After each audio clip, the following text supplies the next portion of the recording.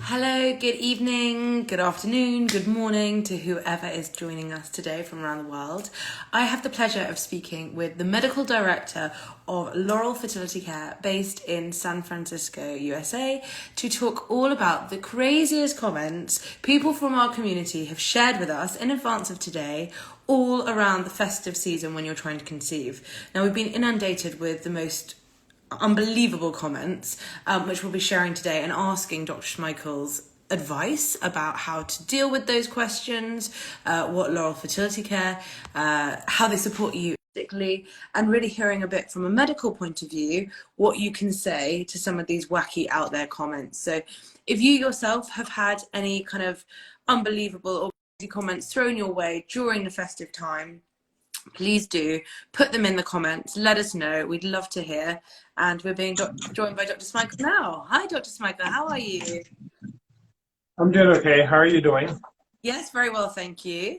I have just given you a brief introduction, but please do let those who are joining know a bit more about you. And then let's talk about some of the crazy comments that people in the community have to suffer or endure during the festive season.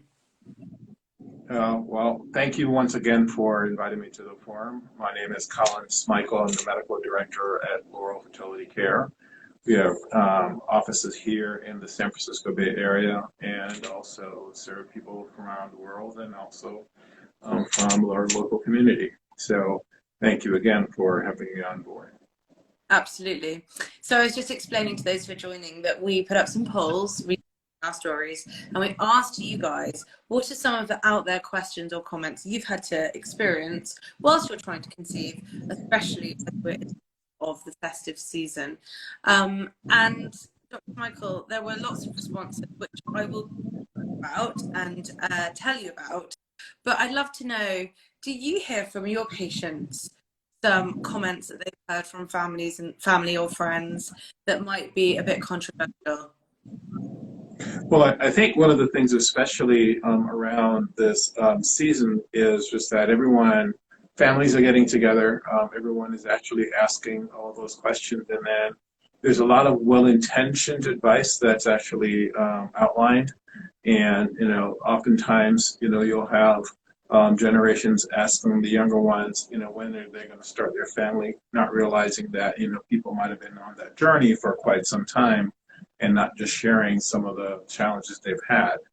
Or if they begin to share the journey, simply say, well, if you just relax, or if you just basically, change job or change one of those, what they consider stressful events, that'll actually help.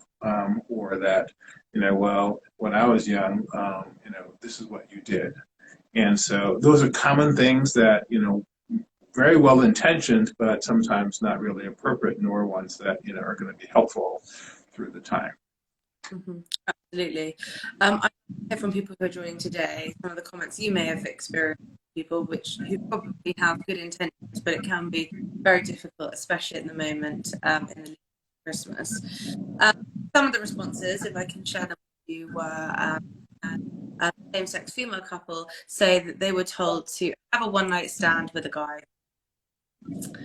Other people have had comments such as just forget about it and it will happen. Someone told me personally to go out drinking and it would happen.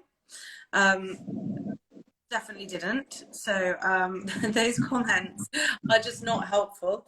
And then this was a really sad one that someone wrote in. They said maybe the miscarriage happened because you carried boys, and I just think people's comments like that, I don't know where they come from or how this sort of the education piece needs to be there to help people who are supporting those who are struggling with fertility, as well as helping those who are in the throes of fertility to kind of just think before they speak. Well, I think that goes for saying from the standpoint of individuals who they may have never have had those challenges before, or they may not really have reflected or thought through just in terms of what they said.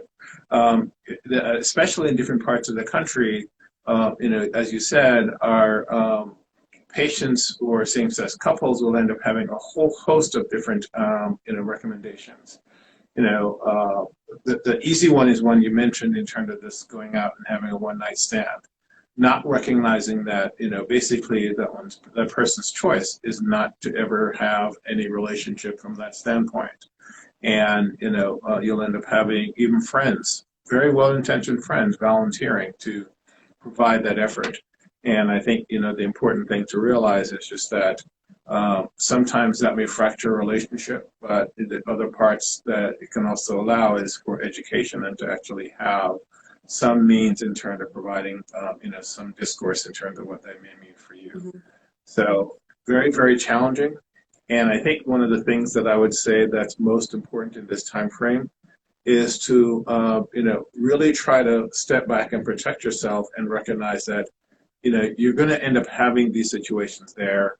And if there are situations that are going to be ones where you're going to feel either overly burdened or not well supported, although they're family, that doesn't mean you actually have to go someplace where you're not going to be supported, because that's going to be really critical in terms of, lasting through this very, very stressful and very time sensitive situation. So always be kind to yourself.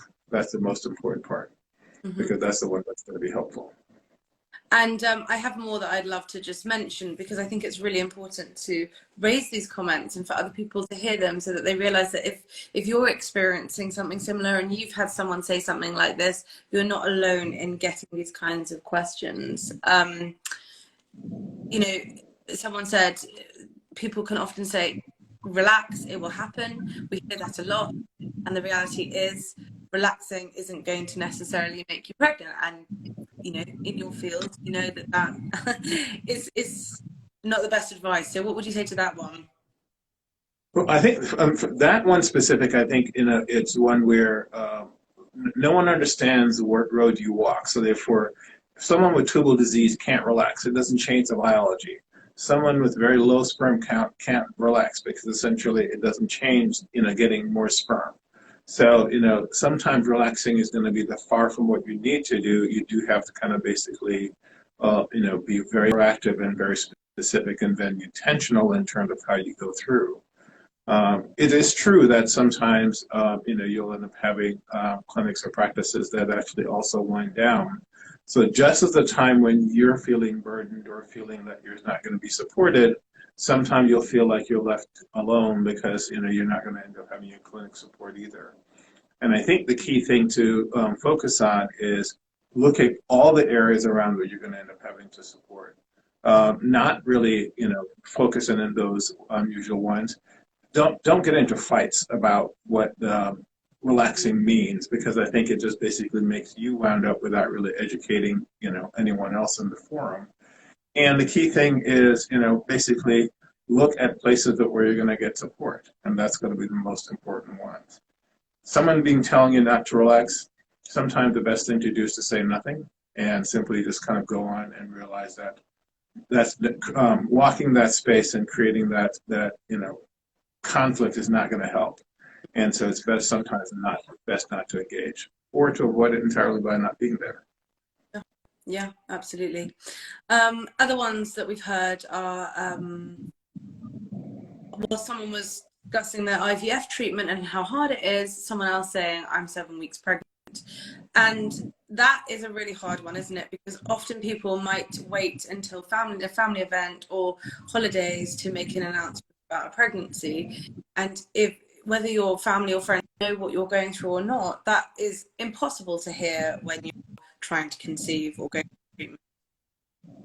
Well, this holiday season, as you said, mentions several of those things. You do have families getting together and sharing news. You have families getting together and not sharing news. They're actually doing things that may sometimes not be really helpful for that fertility journey. Trying to explain why you're avoiding these things, whether you're waiting for a pregnancy result or you're simply just not in the process or within the process, are sometimes very difficult if you don't want to actually get engaged in the entire conversation. So although it's easy to say, well, you should avoid these things, sometimes you can't, just because, you have to celebrate someone's, their gift in terms of basically being successful. But it really makes it sometimes very challenging. And, there's a lot of patients who have a lot of, depression or at least low mood around this time because they feel very burdened by this process. I think the key thing is, again, not trying to avoid entirely, but basically really trying to seek out places where you can get support, because the support is going to be the critical part to kind of get in terms of managing this time frame. The holidays are really always going to be challenging. Having support is something you should always turn to, because that's going to be the most helpful. Absolutely. Be around people who make you happy as well.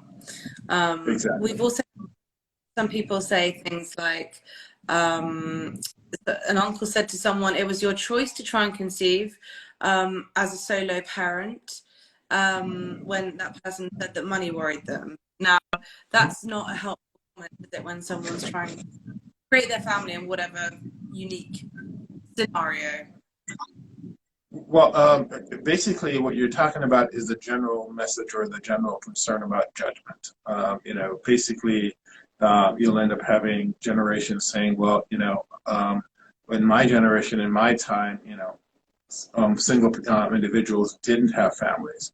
Or I didn't know somebody was gay. I didn't know any gay men. So therefore, having, gay men having conversations about parenting is not something they feel comfortable with.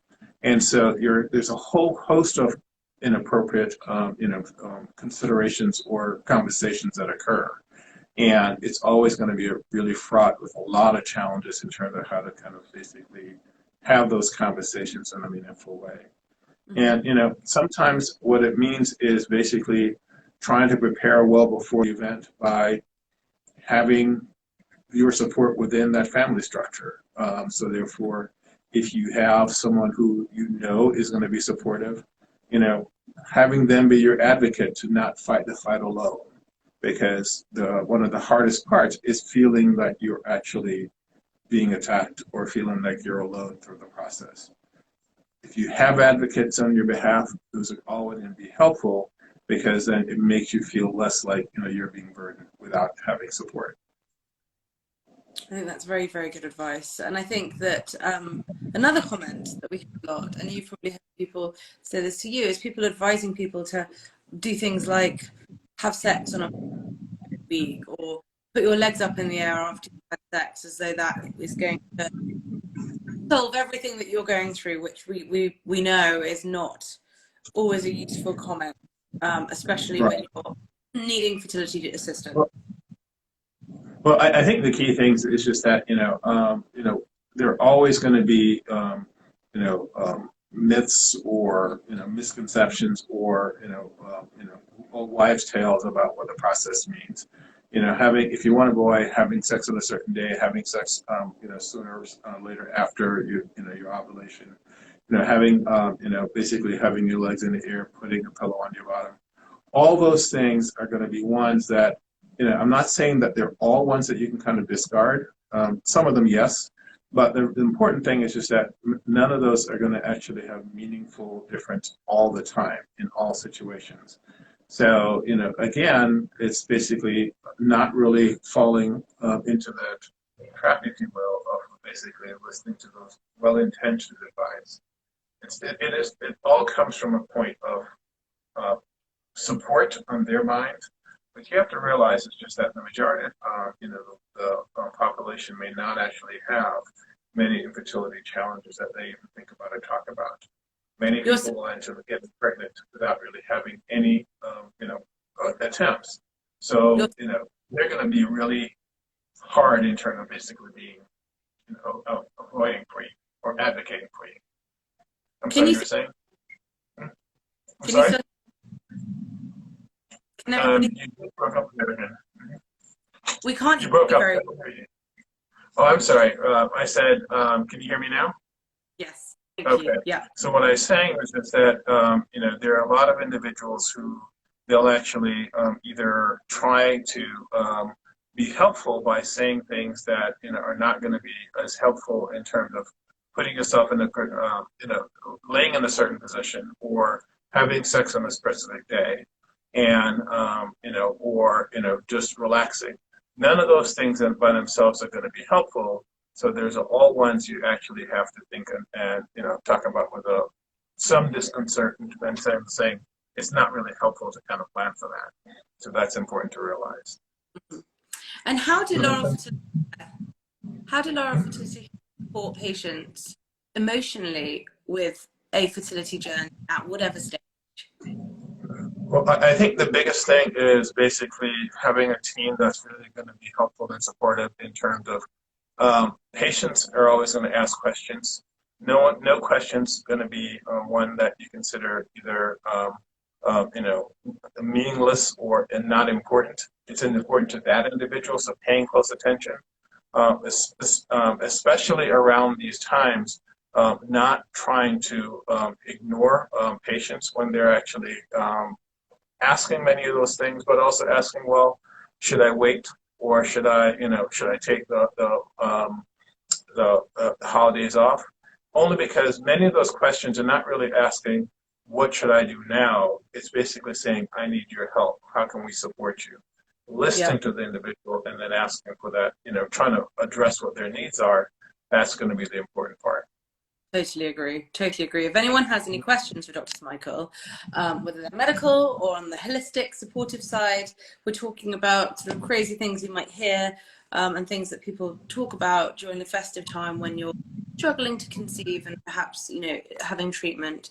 There have been a couple of medical questions come in. May I ask you, please?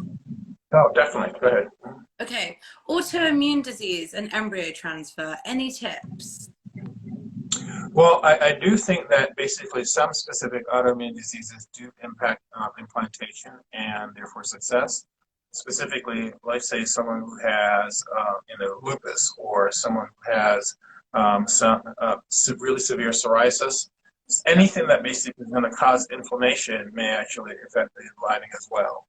So many of those patients may do well in terms of having some sort of immunomodulation in terms of with their support. That may be using something like Enbrel or Lovenox or heparin, all those things, dexamethasone, something that's going to basically affect the implantation environment is going to be helpful. It's not helpful in every case, but it is important to kind of basically individualize and then address when the patient needs it. Mm-hmm. Thank you so much for expanding on that. Another question, why do more people need fertility help now more than previous generations? Great question, and I think it comes to several things. One, we know that basically there are some aspects, and I'll talk about men because that's one way that's easy to kind of reflect. Men make sperm every day, but we know that from a generational standpoint, as you get older, their sperm motility, sperm count, sperm function may diminish. And so that's one thing that is actually impacted over time. And that's the male part of everything. For female fertility, there's a lot of different things that actually affect that more than now than before. Women are waiting longer to basically start them and expand their families. And so therefore, the average age in the beginning of the century and in terms of women having their first children were actually in their 20s.